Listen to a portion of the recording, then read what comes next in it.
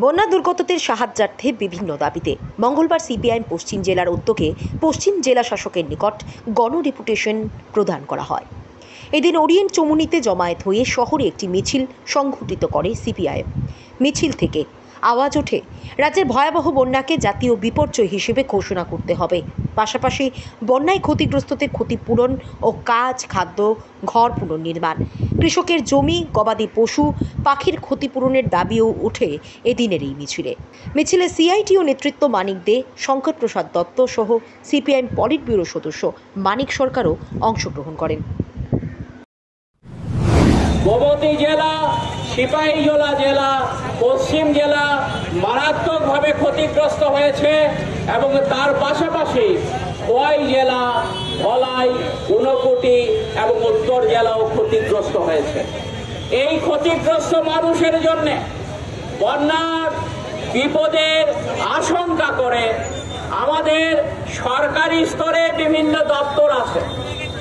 ভয়াবহ প্রাকৃতিক বিপর্যয় হলে পর সেই বিপর্যয় মোকাবেলা করার জন্য সরকারি স্তরে অনেক দপ্তর আছে, কিন্তু আমাদের ত্রিপুরা রাজ্য সরকার এই প্রাকৃতিক বিপর্যয় থেকে মানুষকে রক্ষা করার জন্য যে দপ্তরগুলো আছে, প্রচন্ড বৃষ্টিপাতের একটা সম্ভাবনা আছে, এটা যেমন মানুষকে সতর্ক করেনি, সজাগ করেনি ত্রিপুরা সরকার, তার পাশাপাশি বিপর্যস্ত মানুষের পাশে দাঁড়াবার জন্য যে দপ্তরগুলো আছে, এই দপ্তরগুলোকে যথাযথভাবে প্রস্তুত করতে ত্রিপুরা সরকার উদ্যোগ গ্রহণ করেনি। এর ফলে আমরা লক্ষ্য করেছি বন্যায় যারা ক্ষতিগ্রস্ত হয়েছেন সেই সমস্ত মানুষরা তারা দারুণভাবে বিপর্যস্ত যখন হয়েছেন, সরকারি সাহায্য সরকার তাদের পাশে খুব বেশি দাঁড়াতে পারেনি। বিভিন্ন স্বেচ্ছাসেবী সংগঠনগুলো তারা মানুষের পাশে যদি স্বতঃপ্রণোদিতভাবে স্বতঃস্ফূর্তভাবে না দাঁড়াতেন তাহলে বন্যায় অনেক অনেক মানুষ ক্ষতিগ্রস্ত হয়ে যেতেন।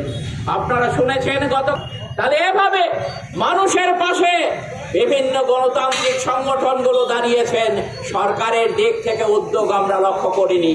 আর এখনো বন্যার জল নেমে গেলে পরও এখনো বহু ত্রাণ শিবিরে মানুষেরা আছেন। সেই মানুষদের রক্ষা এবং যারা বাড়িঘরে ফিরে গেছেন তাদেরকে বাঁচানোর জন্য, তাদের বাড়িঘর তৈরি করে দেওয়ার জন্য সরকারের দিক থেকে ব্যক্তিগতভাবে প্রতিটি বাড়িতে গিয়ে যোগাযোগ করা, তাদের পাশে দাঁড়ানোর জন্য সরকারের কোনো হেলদোল আমরা দেখছি না। আর তার জন্যে সরকারকে সতর্ক করার জন্য, সজাগ করার জন্য পশ্চিম জেলায় জেলা প্রশাসনের যে প্রধান জেলা শাসকের কাছে আজকে আমরা এসেছি। আমরা চাই অবিলম্বে সরকার এই ক্ষতিগ্রস্ত মানুষের পাশে দাঁড়াক, এই লক্ষ্য নিয়ে আমরা এখানে এসেছি। এখানে এই সভায় এখন আলোচনা করবেন সিপিআইএম রাজ্য